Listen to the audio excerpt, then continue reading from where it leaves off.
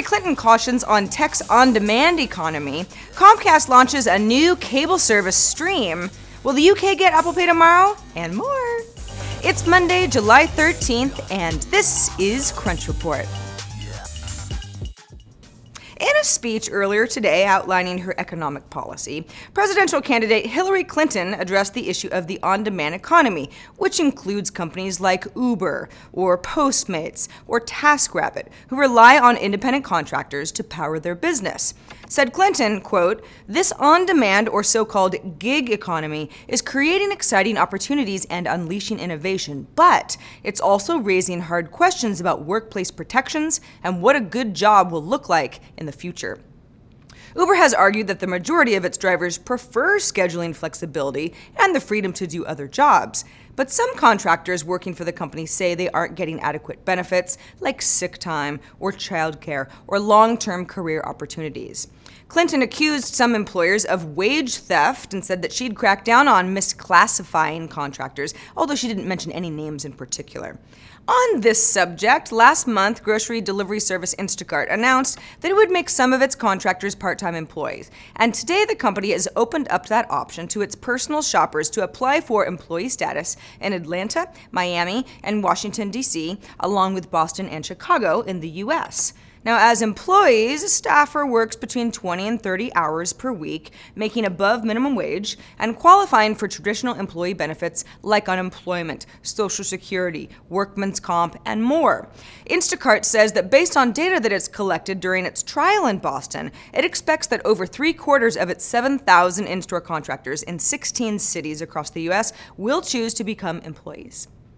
Some sad news over the weekend. Satoru Iwata, the president of Nintendo, died suddenly at the age of 55. Nintendo's investor relations team in Japan originally shared the news. Iwata was an early employee at HAL, that's the company responsible for game classics like Kirby Series, Earthbound, Smash Bros. Melee. He joined Nintendo back in 2000, first as the company's director, then in 2002 became the company's president, which is notable because he's the first president of Nintendo not related to founder Fushijiro Yamauchi. In 2013, he was also made CEO of Nintendo of America. The company hasn't announced who will place Iwata just yet.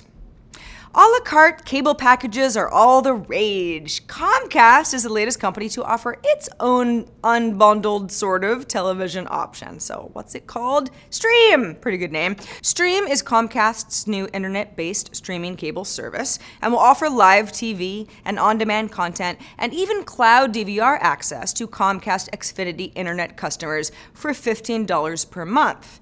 Stream will launch in beta in Boston at the end of this summer, and then will expand to Seattle and Chicago, and then by early next year, Comcast says it plans to launch it for everybody using Comcast Internet.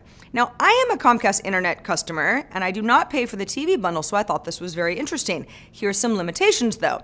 Comcast's own app won't stream to your TV set.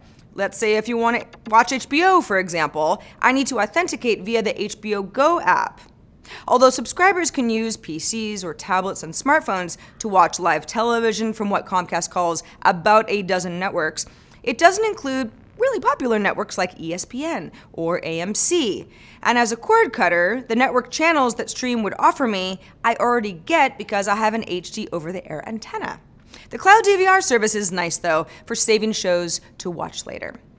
Last week, we told you about Microsoft's rather huge round of layoffs and multi-billion-dollar write-down of its Nokia phone division. This morning, the company is clarifying a few things about its efforts in hardware. First, says Lumia handsets running Windows 10 are on the way, and that it's expanding sales channels for its Surface line of tablets from a couple hundred authorized Surface device distributors to a few thousand worldwide, and also increasing production of its Surface Hub wall computers that are designed for businesses. Apple announced back in June at WWDC that Apple Pay, which is the company's mobile payment solution, would arrive in the UK sometime in July, but it didn't exactly say when. According to a tweet yesterday by British bank HSBC, Apple Pay will specifically launch tomorrow, July 14th. Now, the tweet has since been deleted, but 9to5Mac got a screenshot of the tweet before it disappeared. Journalists are good at that, which was actually a reply to a customer asking when to expect Apple Pay. HSBC followed up by saying, "There's no set date for launch." We'll see about that. In the UK, Apple Pay will support many major banks, including HSBC, Lloyds Bank, Bank of Scotland, Royal Bank of Scotland, First Direct, Halifax, M&S Bank, and others. Reports say that Barclays, big bank, will support the service not at launch, but sometime in the future. And that's the report for today. I'm Sarah Lane. Crunch Report airs Monday through Friday at 7 p.m. Eastern, 4 p.m. Pacific, right here on TechCrunch.com. We will see you right here tomorrow.